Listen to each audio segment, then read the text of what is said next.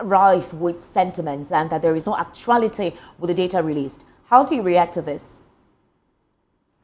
Well, I mean, look, it's every time that data comes out like this, talking about our country, um, there will always be uh, people on the government side who will try to discredit the data. Fortunately, the sad reality is that they don't have their own data. Nigeria as a country struggled with the issue of data gathering. You know, data-driven policy making is still a challenge for us. 65 years into our nation's journey.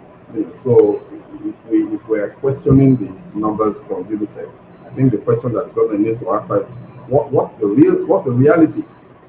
As we speak, the National Bureau of Statistics, who had done quite a brilliant job in the last 15 years to develop some sort of public trust and confidence in government official data gathering agency.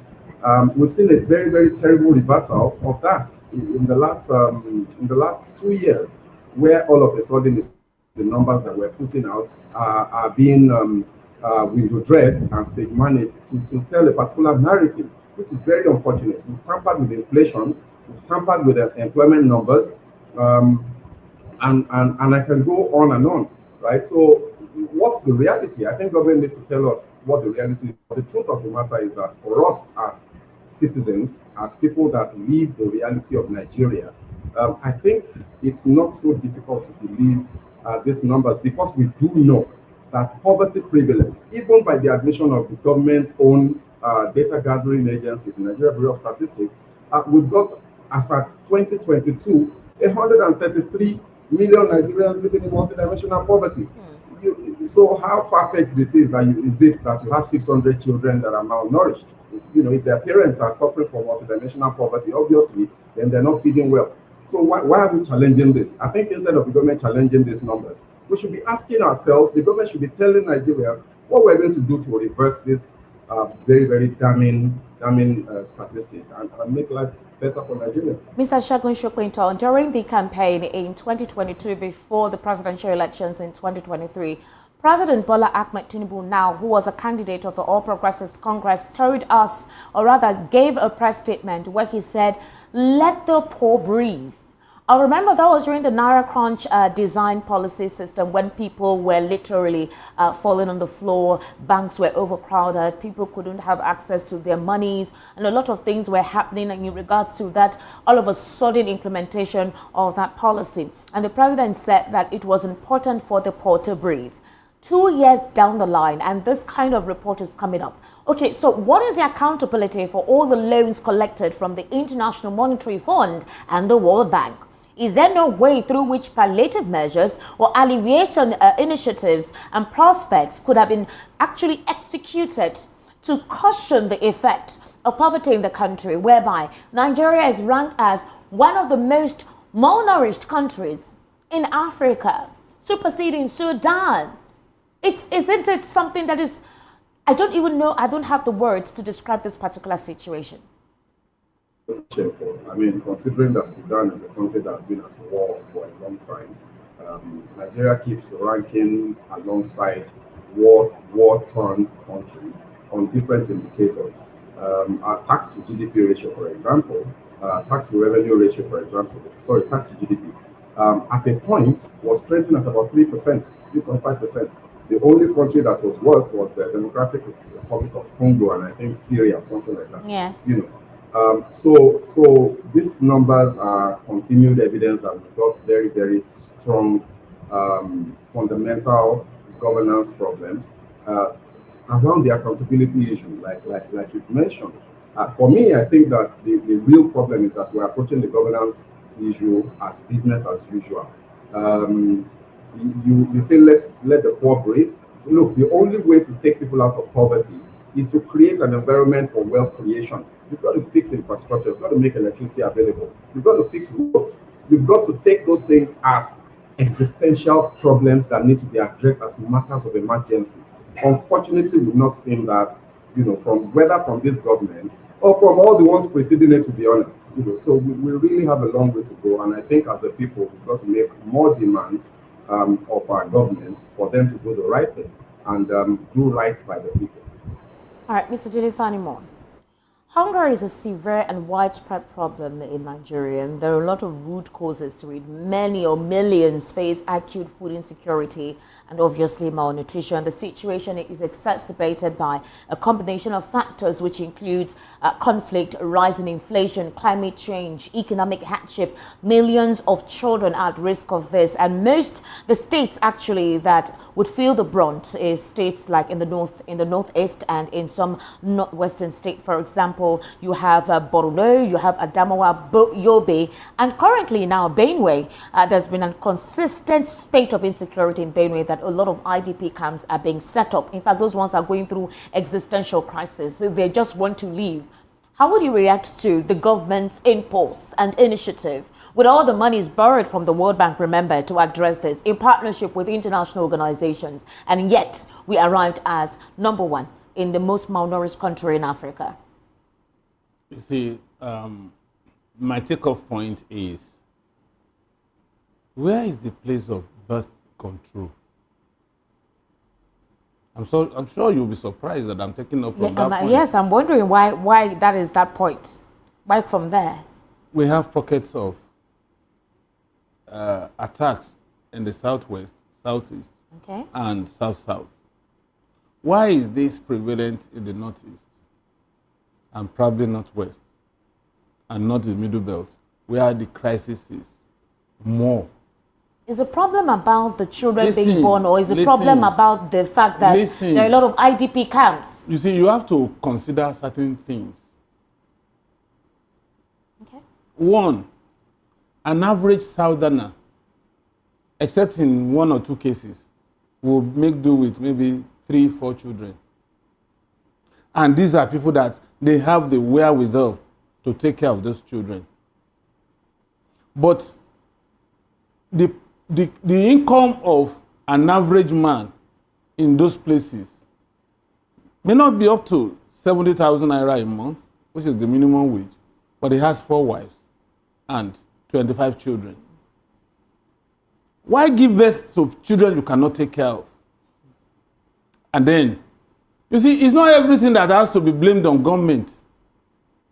And then, these are children that they are weaned off their parents as early as when they are 6, 8, especially the males. And they are thrown into the streets, Almajiri. Now, the economy is bad.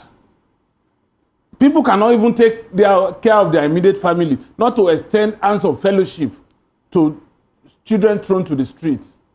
Why would there not be malnutrition? That's one. 2, when we say we want to do head count, they will protest.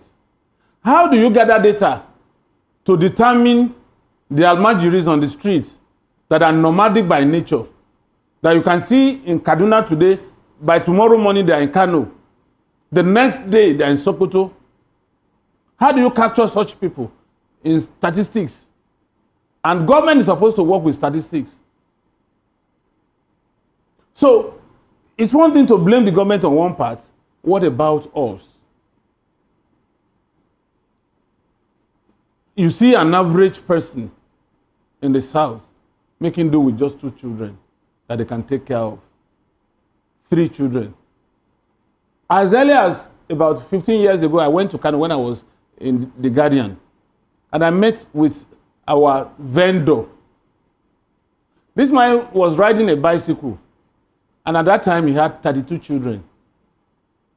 How much was Guardian paying him?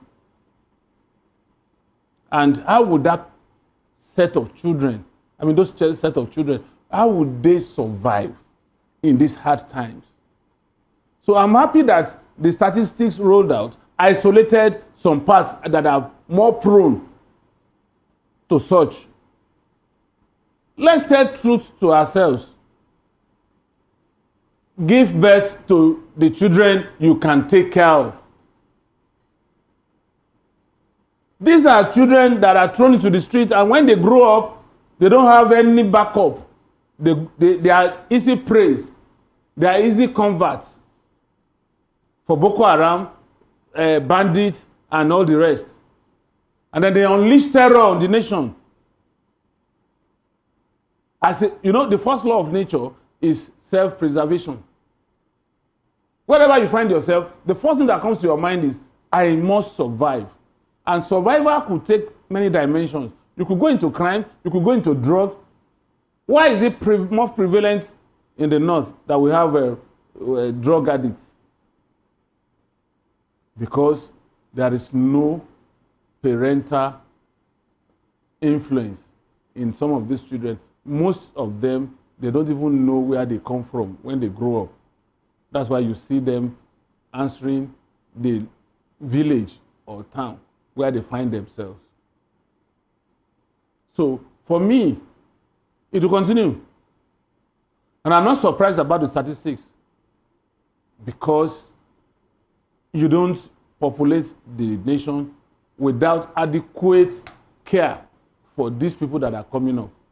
Mr. Dilifanimo, I really understand what you're talking about. I know that the National Orientation Agency has been quite a little bit redundant. Let me not even say a little bit. They've been redundant for a very long time, despite monies allocated, although they claim that they have not really gotten enough money for a lot of national orientation, specifically in the north, where they need that kind of orientation for childbirth spacing, or what you call birth control. But as it stands now, that's what it is. If you have the United Nations partnering with Nigeria in that regard, if you have loans collected from the World Bank and the International Monetary Fund to address things like this, possibly also the governors of these states have been giving huge sums of FAC allocation, because I think that's one of the reasons that we hear they claim that they are defecting to the current All Progressives Congress. Then what exactly is the problem? How is this emerging now? And regardless, if you can actually literally see the consequences of this action, lack of proper government follow-up and accountability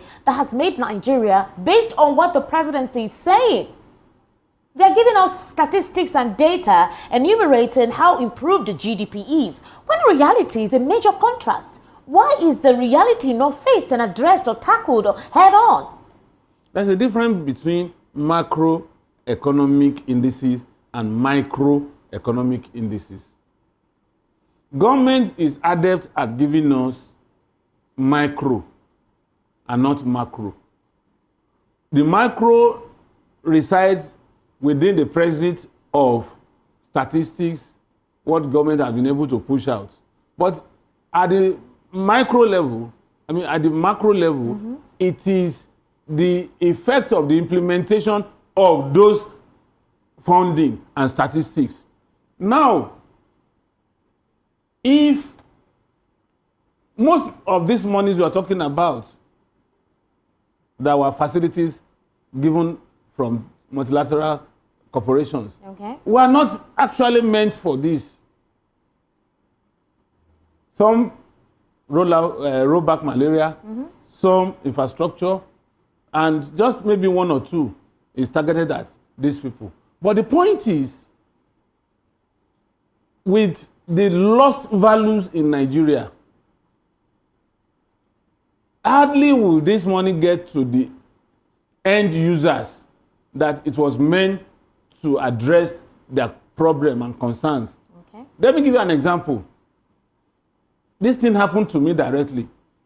I was in my house one weekend in Ibadan when somebody who came on a visit said, she has to already attend to something. I said, what? She said, so I don't want to mention the local government, that this local government, they are calling her from there, that maybe there's a Lagis coming. I said, Lagis coming. I said, okay, I want to see that Lagis. Let's go in my car. He said, no, if they see me with her. So obviously she has been doing that before that day.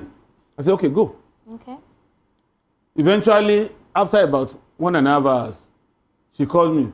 Sir, I will need your assistance. I said, how? He said, what they gave me, that I'll need to transport it back to my house. Out of curiosity, I went there. Do you know what they were giving them? somebody who has never been to farm before. They were giving them seedlings, they were giving them herbicides, insecticides, and maize, bags of maize for the next planting season. Somebody who is never a farmer and may likely not be a farmer, eventually this woman collected those things and it filled my car boots and even the rear seat.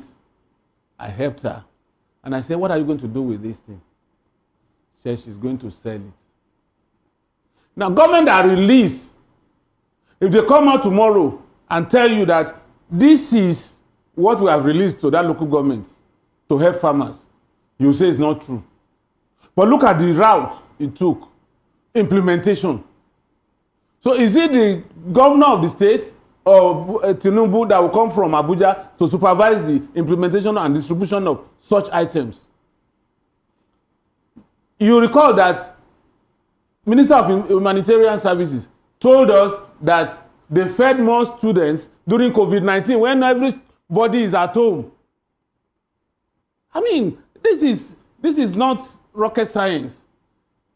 We are so steeped in corruption that tell it any time, any day, we would always find ourselves in that mix. This money you are talking about, on paper, had been released.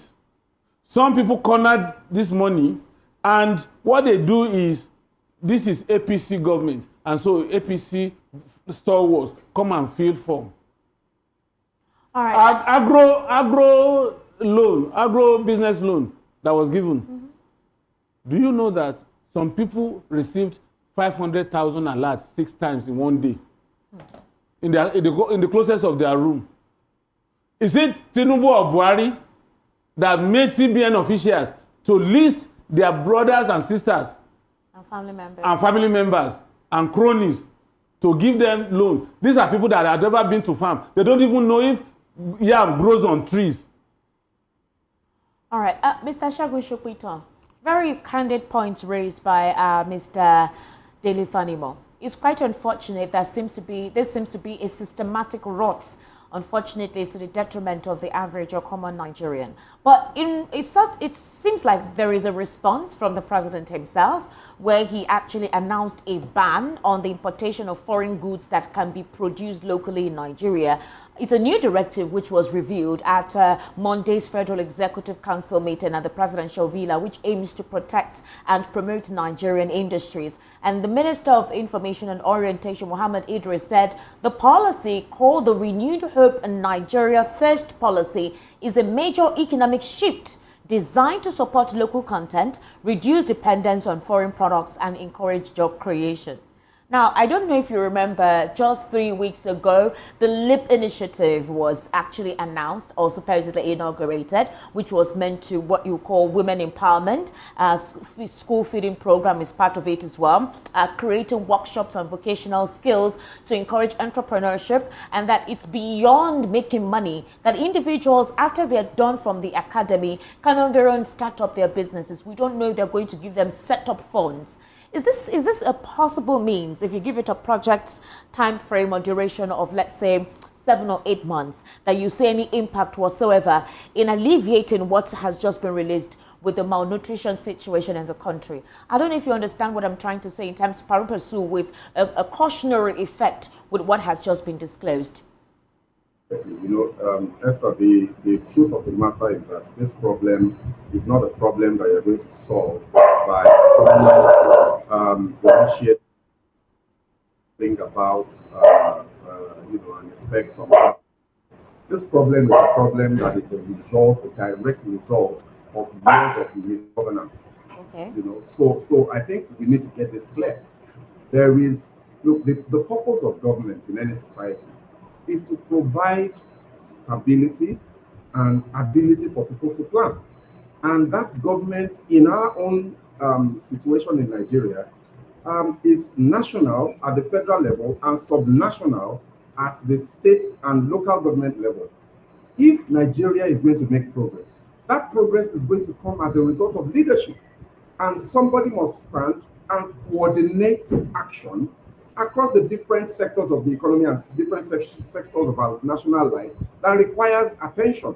So I think it's important to clear that yes, there are religious, socio-cultural issues and explanations that account for some of these problems that we're talking about, like my brother spoke about. But look, the data is also very clear that this is not a problem that is limited to the north. It is highly prevalent, it is more serious in the north. So, for example, if I just look at some of the data, percentage of children under 5 who are stunted or malnourished by state. The worst state is Kebbi State, followed by Jigawa, Katsina, Kaduna, right? Yes. And then the northern states go all the way down, starting from 61 to 59 to 57% of the children under 5 that are malnourished. So you see, that is an epidemic situation because you are saying more than half of the children in those states are malnourished. However, very crucial is that the Nigerian average is 37%. And if you look at that 37, then you now look at states like Plateau, Nasarawa, you look at Oyo State has 27% of children under 5 that are malnourished. Kwara State, Ondo State, 24%, Ogun State, 24%. Even Lagos, who you would ordinarily say, is one of the wealthiest states in the country, has 17%, right? So I think we will be doing a disservice to ourselves, and we'll be papering over the enormity of the problem if we attribute it to the cultural issues, number of wives that people like to take in the north, and all of that. The truth of the matter is that malnourishment is directly proportionally related to malnutrition and undernutrition, which is a direct result of cost of living, food inflation. So you see, the problem that we have, they are all interconnected, and it is government's responsibility to address those issues. The programs that you spoke about may provide some sort of succor, to those people that are lucky enough to get them. But how long will they continue to receive handouts from government, from the government, the president's wife and what have you? It's a far more fundamental problem. The real problem we have is that there's poverty in Nigeria in epidemic proportions, even in states like Lagos. You and I know, my brother that is also in the studio with you knows, that the number of people that reach out to him, to me, to you, Esther, for handouts, for support, for help, have astronomically increased. You see people that are ordinarily people that themselves support others, now desperately in need of help, because things have headed southwards in terms of economy, in terms of disposable income that is available to people. So I think that this problem is a governance problem, starting from the federal, but you can't blame it on the federal alone. The state governments have a very, very big, significant role to play in all of this. But the federal should coordinate, because there has to be a central point of ensuring that action is concerted, is coordinated. We're not doing things in disparate little silos here and there, and therefore having little effect. We need somebody to put it all together. So, for example, the Federal Ministry of Poverty Alleviation, or whatever they call it, the equivalent at the state level, talk together. The Ministry of Agriculture, the equivalent at state level, talk together. Ministry of Industry, equivalent at state level, talk together. Sit down, come up with programs that can help alleviate this problem with poverty, problem with insecurity, problem with that food insecurity, and all of that. Until we adopt this type of holistic approach to these issues, Nigeria will continue to trend at the worst part of all of these global rankings when it comes to this human development indicators. Thank you very much, Mr. Segun Sokwito. That was quite insightful. Mr. Delifanimo, do you have anything to say?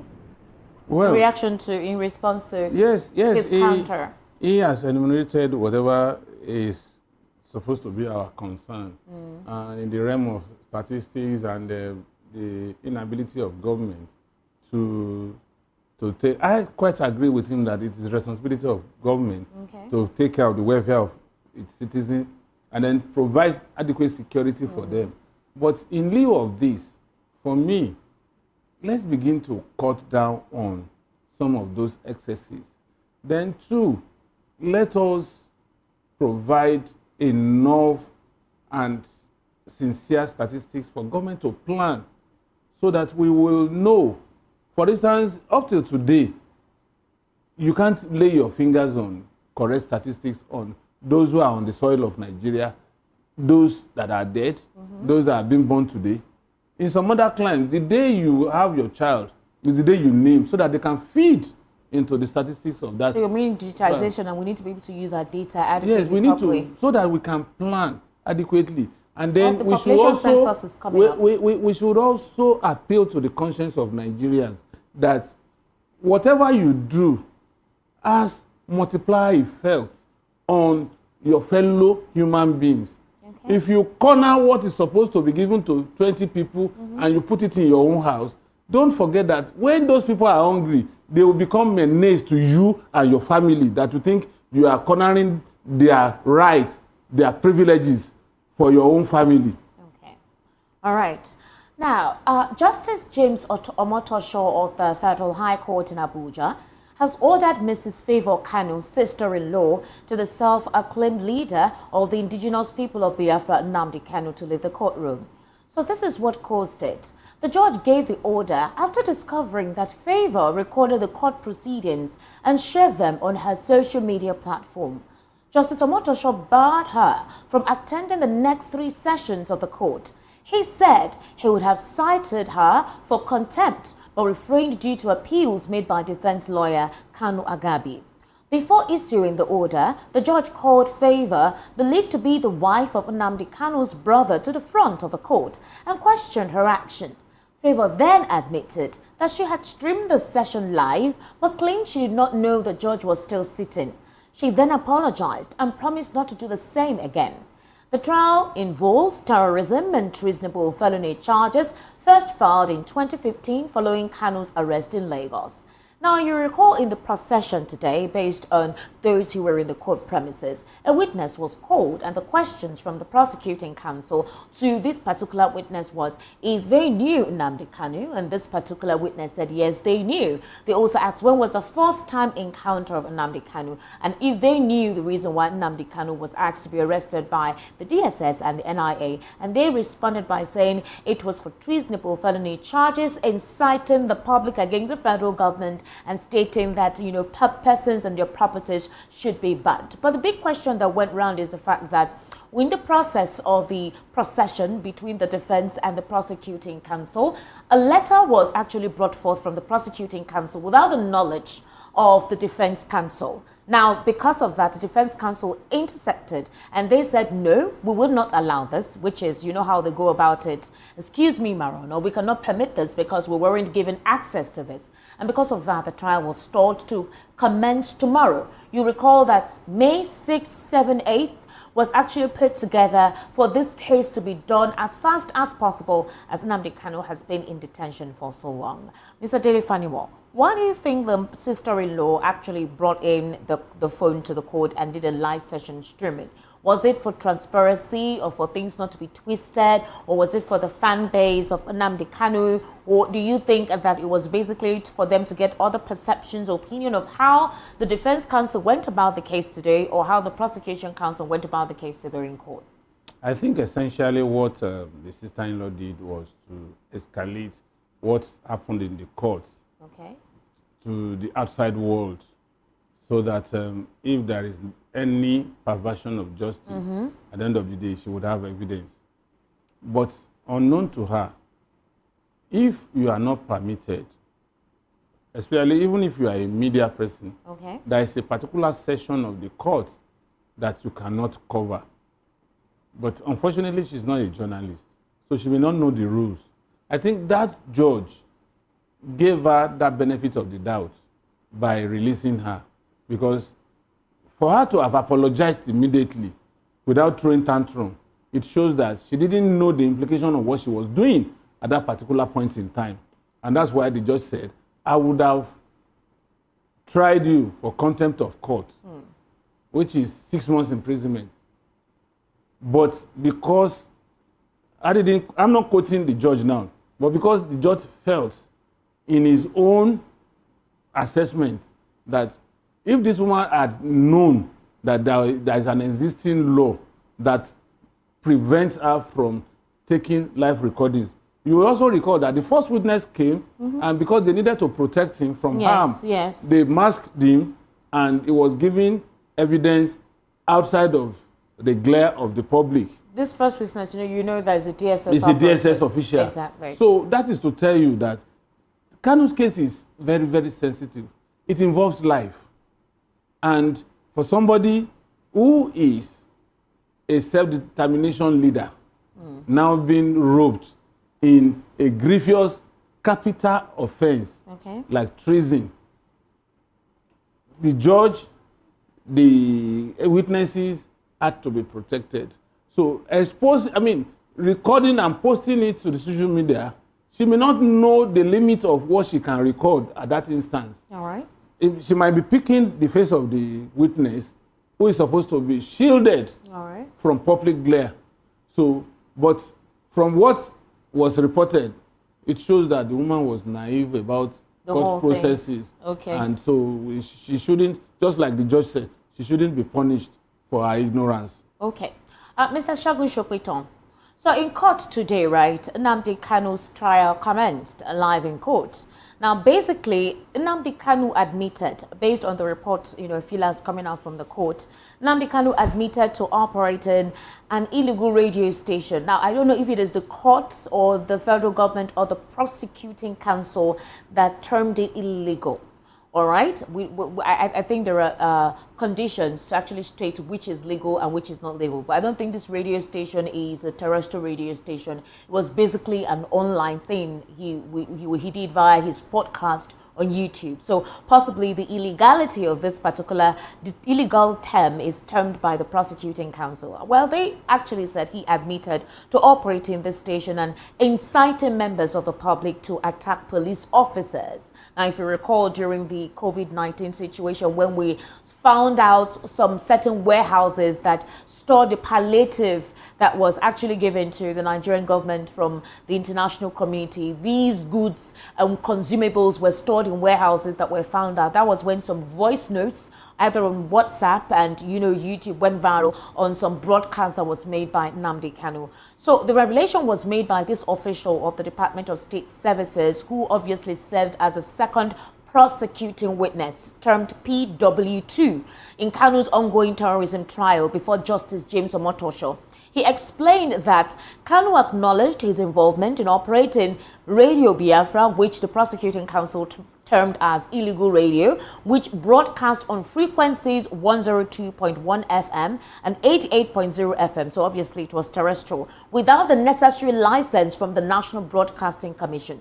Mr. Shagun Shokweton, is it possible to have a radio frequency 102.1 FM, 88.0 FM, to operate without license from the National Broadcasting Commission? So a license was obtained for a terrestrial radio station and there was no license from the NBC, or did they get it under somebody else's, somebody's name or some company's name, and they began operating without the NBC following up with saying whatever capacity the radio station has? I don't know if you can help us contextualize what this means.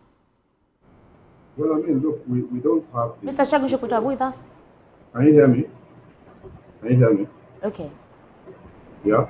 So we don't have the details of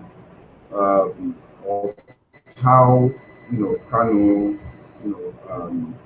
may or may not have secured a license for Radio Biafra or any other radio import channel that he might have operated. Like you have rightly said, there are many possibilities. One of the things that I think one can reasonably assume is that the National Broadcasting Commission would most certainly have not given a license to a radio station that has, in fact, in its name, in its very name, secessionist agenda. It's not likely that the NBC approved that. So if he was actually transmitting terrestrially, then clearly he must have either been doing that illegally. There are ways that you can send radio signals, over without necessarily being licensed. Broadcasting live, like to a certain audience in a certain location, without the NBC coming to make any form of investigation or clearance. it's very possible. So what typically would happen is that if one is doing that, and the NBC finds out, then it's their responsibility to then shut down that particular signal. So that's one option. The other option is, like you said, maybe somebody got a license and then is broadcasting again, probably legally under that license. And then there's also the possibility of the radio station being online. The online radio broadcast is a very, very common thing in modern times. It seems simultaneous. There were some broadcasts on YouTube, some podcasts, but they're saying FM, meaning frequency modulation. So it means it's a terrestrial thing. So we don't know the details, and I think that maybe those details will come out, during the court proceedings. But I think, just speaking from a very broad perspective, I'm glad that at least we're seeing some progress with the matter itself, and hopefully it can be determined one way or the other, and the man can, just either have his freedom or face the law if he has done anything illegal. What I found objectionable is the long period of incarceration without real trial. We're talking since the days of President Mohamed Buhari now. It's crazy. This guy's almost been in incarceration now, on and off. When he got bail, absconded, got recaptured. We've been talking about these things for almost 10 years. That's horrible in a country where we say we respect the rule of law. If the guy has broken any law, try him, let him, prove your case against him, and let the law have its way. So from that general perspective, I think that's, for me, I'm just glad that at least it appears as if the case is now moving. So an adjournment has happened, and the next sitting date is 27th of May, which is just 3 weeks from now. No, they're going to appear tomorrow. The case was stalled today because the letter that was presented wasn't presented to both parties. Okay. I thought I saw a news item that said it was adjourned till the 27th. So if it's continuing till tomorrow, that's fantastic. Let's get through this thing and let the matter be resolved once and for all, so that one way or the other, because I believe that if this matter is resolved and resolved properly, maybe that might result in us seeing some sort of better security situation in the southeast. And we need all parts of the country to be at peace so that we can have progress and development. So for me, from that broad perspective, it's a good thing that is going on. Mr. Segun Sokinton, thank you so much. Segun Sokinton is the Chairman, Accountability, Candor and Transparency Network. And Mr. Dele Fanimo, thank you as well for your incisive intuitivity and professionalism on the conversation that we had today. It's always my pleasure. My name is Esther Wachiku. Bye for now.